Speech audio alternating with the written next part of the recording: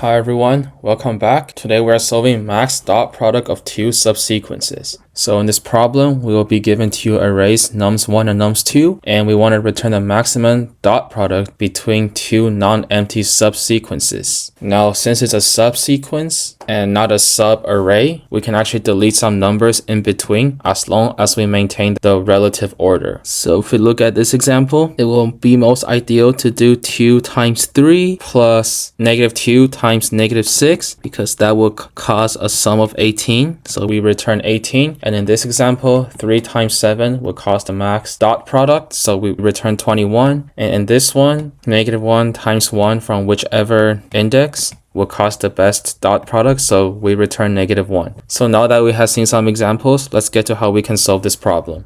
Now for the first step of this problem, we can ask ourselves what is the only time that the max product would be a negative number, and that is when one of the array have all negative numbers and the other array have all positive numbers. Because if that's the case, you can only multiply a positive number by a negative number. So if that is the case, we will want to minimize the negative number. So for our first step, we will check if one array has all negatives and the other is all positives. Then if that is the case, we will return the minimum value from the positive array and the least negative value from the negative array. Otherwise, if that's not the case, then we will use dynamic programming to find the max dot product. So we will first make a grid of size length of nums1 plus 1 times the length of nums2 plus 1. So it will look something like this. And actually, we can actually just make it one row at a time to save space. But for the explanation part and the example walkthrough, I will use a grid so it's easier to understand. But when I code it out, I will show both ways. Now, after making a grid, we will look from the bottom right to the top left, and at each grid we will have 3 options. So we can take what's at the bottom right of that grid and take the dot product at the current index. So let's say if we are here, we can take the number here times the number here plus whatever we have previously, or we can do the product from the previous row. So we can take whatever's here or previous column, so whatever's here, and we will set this grid to the max between these 3 options, and then we will continue that until we get to here, which is grid of 0, 0, and then we will return whatever the value is over here. So let's go over this example real quick. So first we will set up the grid. This is nums1, this is nums2, and then we will start here. So 6 times 5, -30. It's better to take what's here or here. 0 times 5, you could go with either of the 3 options, but it will still be a 0. And 3 times 5, 15 would be the most ideal. So we will take 15 plus 0, which is 15. Now we go to this next row. -6 times -2 is 12. So we will take that plus 0. So it's 12. Now 0 times -2 is 0. You will add nothing here, 0. So it's better to take the previous column. And right here, it would be best to take the previous row because 3 times -2 is -6 plus 0 would be -6. So the max would be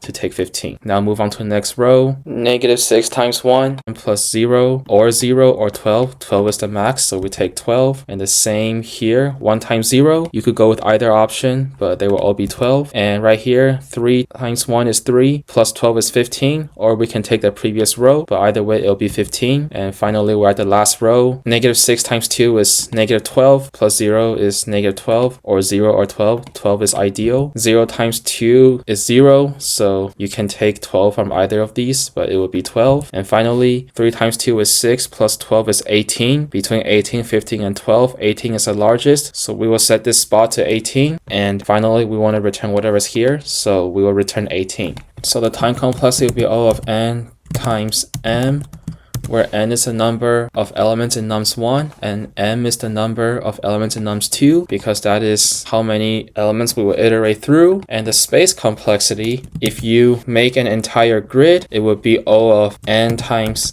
m as well because that's the amount of space that it will take up, but there is a way to code it in O of n time complexity, which is what I will show in the coding section. I just laid out the entire grid in the example because I think that's easier to understand, but in the coding part I will show both. So now let's get to the coding part. So if we want to solve it in nm space, we can do it this way. So first we will check the case. If one array is all negative and the other is all positive, then we can set up the 2D array and then we will iterate through, and then we can do the calculation, and then we will set the spot to either the max of the product times its bottom right, or it could be the previous row or the previous column, and then finally we will return dp of 0, 0.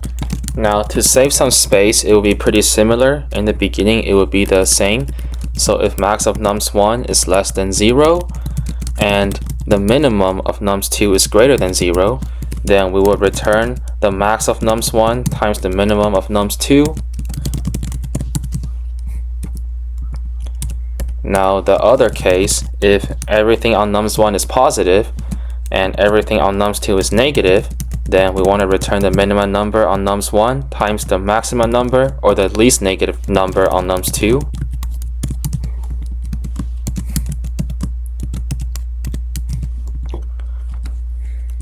Now this is where it differs. So instead of using the entire grid, we will just use a previous row, and we will make it by doing 0 times length of nums2 plus 1. And now we will iterate through. So we will start with the row. So for I in range, length of nums1 minus 1 minus 1 minus 1. And now that will be the current row dp. So 0 times length of nums2 plus 1. And now iterate through the columns. So for j in range, length of nums2 minus 1, comma minus 1, and comma minus 1. And now we will see if we can use the current spot for the product. So nums of 1 of I times nums of t of j. And then we will look at its bottom right. So that would be the previous row and j plus 1. Now dp of j, we will set it to the max of use or previous of j, which would be the previous row, or dp of j plus 1, which would be the previous column. Now the current row will become the previous row for future iterations, so we will set dp to prev. And finally, we will return dp of 0 as our result. Let's see if it works. Okay, perfect. Hope this was helpful. Thank you all for watching. If you have any other questions or comments, feel free to leave them in the comment section, and I hope to see you all again soon.